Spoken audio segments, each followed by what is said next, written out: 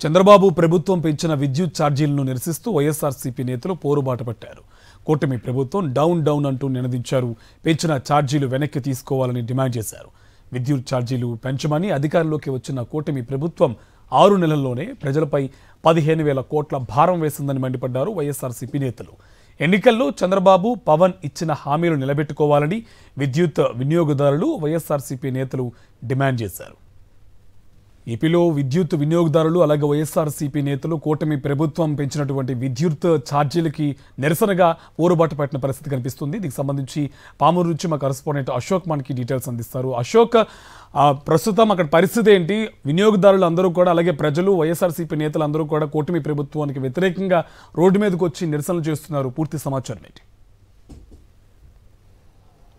ఖచ్చితంగా కూటమి ప్రభుత్వం ఒక్క రూపాయి కూడా విద్యుత్ ఛార్జీలు పెంచనని అధికారంలోకి వచ్చిన తర్వాత దాదాపుగా 15,000 కోట్ల భారం మోపింది. దీంతో రాష్ట్ర వ్యాప్తంగా వైసీపీ శ్రేణులు అలాగే సామాన్య ప్రజలంతా కూడా ఆందోళన చేస్తున్న పరిస్థితి నేపథ్యంలో ఈరోజు వైసీపీ పోరుబాట చేపట్టింది. ప్రస్తుతం మనం కృష్ణా జిల్లా పామరులో ఉన్నాం. పామరు ఎన్టీఆర్ సర్కిల్ నుంచి ఏదైతే విద్యుత్ కార్యాలయం వరకు కూడా భారీ స్థాయిలో వైసీపీ శ్రేణులంతా కూడా ర్యాలీగా వచ్చారు.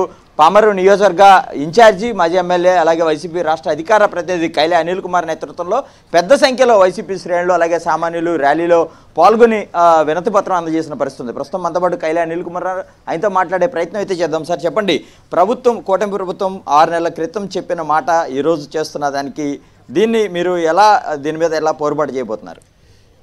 ఇదంతా అబద్ధాల కూటమి అంటే ఎన్నికల ముందు ఊరు వాడ కాలుకి బలపం కట్టుకుని తిరిగి కళ్ళు ఆర్పకుండా అబద్ధాలాడి చంద్రబాబు నాయుడు గారు ప్రతి గ్రామం కూడా వెళ్ళి విద్యుత్ ఛార్జీలు పెంచబోమని చెప్పి ఆ రోజు చెప్పిన చంద్రబాబు నాయుడు గారు 3-4 నెలలు తిరక్కముందే నవంబర్, డిసెంబర్ మాసాల్లోనే వాళ్ళకి అదనపు ఛార్జీలు, అదనపు భారం వేసి విద్యుత్ ఛార్జీలు పెంచి ఆయన గొప్పతనాన్ని 40 సంవత్సరాల ఇండస్ట్రీలో ఆయనకి ఏదైతే పేరుందో, ఇచ్చిన మాట నిలబెట్టుకోడు, అబద్ధాలు ఆడతాడు అని ఏదైతే పేరుందో, ఈ 40 సంవత్సరాల ఎక్స్పీరియన్స్ని మేళవించి ఆయన ఇప్పుడు ఈ 6 నెలల్లోనే ఈ విద్యుత్ ఛార్జీలను పెంచిన ఘనత చంద్రబాబు నాయుడు గారిది.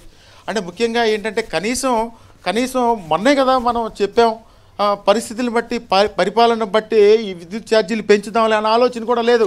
మనకు ఎన్నికలు అయిపోయినాయి, ఓటేసేసారు కాబట్టి మనం సూపర్ 6 అమలు చేస్తానన్నాం, అమ్మఒడి ఇస్తానన్నాం, నిరుద్యోగ భృతి ఇస్తానన్నాం, రైతులకు రైతు భరోసా ఇస్తానన్నాం. అసలు అవన్నీ మర్చిపోయి, ఇస్తానన్న వాటిని కూడా మర్చిపోయి ఈరోజు విద్యుత్ ఛార్జీలు పెంచారంటే చంద్రబాబు నాయుడు గారి యొక్క అనుభవానికి మనం కూడా చాలా హ్యాట్సప్ చెప్పాలి.